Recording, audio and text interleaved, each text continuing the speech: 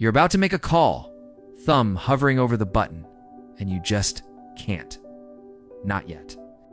First, you have to run through the whole thing in your head: what you'll say, what they might say back, how you'll respond if they react badly, how you'll soften it if they sound hurt.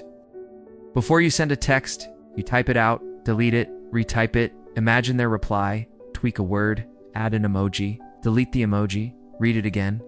Before a meeting or a difficult talk, you find yourself pacing around the house, rehearsing lines out loud like a play only you can see.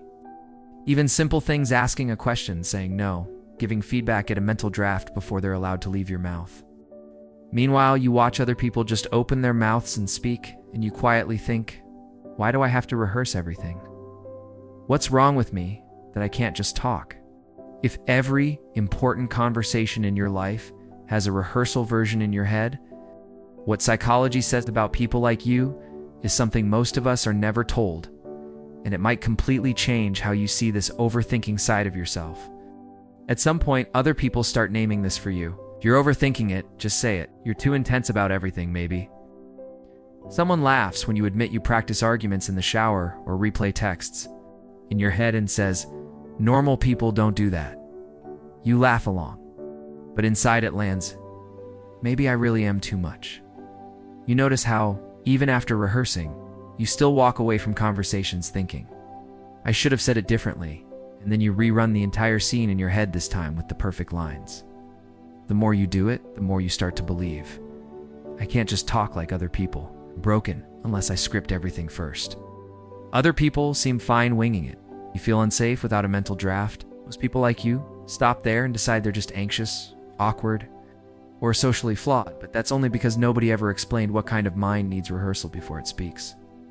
What most people never tell you is that the need to rehearse isn't usually a sign of a broken social instinct. It's a sign of a deep processing brain with a very active simulation engine. Psychology has a name for this: mental simulation. Your mind doesn't just react in the moment. It likes to run scenes ahead of time, testing different words, anticipating reactions, and choosing the version that feels safest or most accurate. On top of that, you have strong metacognition and social awareness. You're not only thinking, what do I want to say? You're also thinking, how will they hear this? How will I feel afterward? What might this change between us? That's not stupidity, that's depth. Rehearsal is your brain's way of caring about impact before it happens. You're not broken for needing a draft. You're a deep processor trying to reduce unnecessary damage to others and to yourself. In the next part, we'll dig into what this rehearsal is actually doing under the surface, how it prepares and protects you when it quietly turns into self-torture, and how you can keep the strengths of this trait without letting it control every conversation you ever have. Let's look at what your brain is actually doing when it rehearses everything. First, there's metacognition, thinking about your own thinking. Most people just feel an impulse and speak. You have an extra step. Your mind watches itself. Before you talk, an inner voice runs checks. Is that clear? Is that fair? Is that too much? You're not just in the conversation. You're also in the control room, reviewing the script before it goes live. That self-awareness is why you learn fast from past conversations, but it's also why there are so many drafts in your head. Second, there's mental simulation. Your brain runs the future on a loop. Best case, worst case, everything in between. If I say this, they might say that, and then I'll respond like this. That's your built-in simulator testing outcomes so you're not blindsided. It can be a huge asset when stakes are high, hard talks, negotiations, sensitive topics. But your nervous system doesn't always distinguish between imagined threats and real ones. So too much simulation can leave you feeling like you've lived through 10 arguments you haven't even had yet. Third, there's social sensitivity. You likely care a lot about not hurting people, not sounding foolish, not starting unnecessary drama. If you grew up around criticism, unpredictable reactions, or high stakes for saying the wrong thing, your brain learned, we better get this right before we speak. Rehearsal becomes your way of minimizing harm to the relationship and to your own sense of safety. Most people only see you over-preparing. They don't see the metacognition, the simulations, and the care for impact your mind is juggling before every important sentence. The real question is, when is that preparation helping you show up better? And when is it quietly keeping you stuck in your head instead of in your life? here's where your gift can quietly turn on you. There's a version of rehearsal that's incredibly helpful. You walk into hard conversations clearer, calmer, less likely to blurt something you'll regret. That's you using your deep processing brain as a tool. But there's another version where rehearsal turns into paralysis. You script the talk so tightly that there's no room for real life. You delay conversations for days or weeks because the script isn't perfect yet. You beat yourself up for not matching the ideal version you practiced, and then rehearse that regret too. On the outside, it still looks like being thoughtful.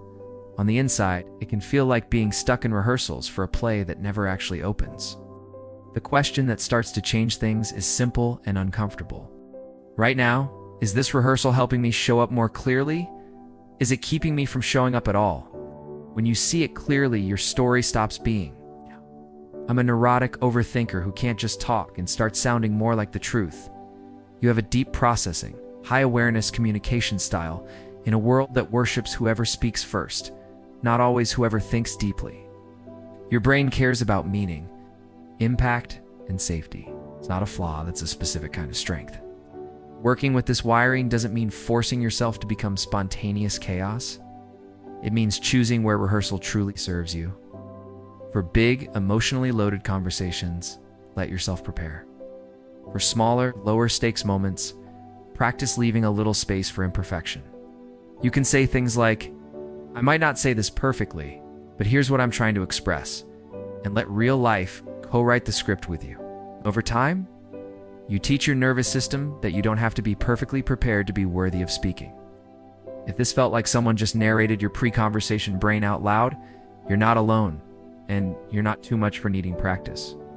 You're a deep processor learning how to use your rehearsal as a tool, not a prison. Subscribe and stay close if you want more videos that decode traits like this without shaming you. And tell me in the comments which kinds of conversations you rehearse the most, because next, we're going even deeper into how minds like yours can communicate powerfully without exhausting themselves.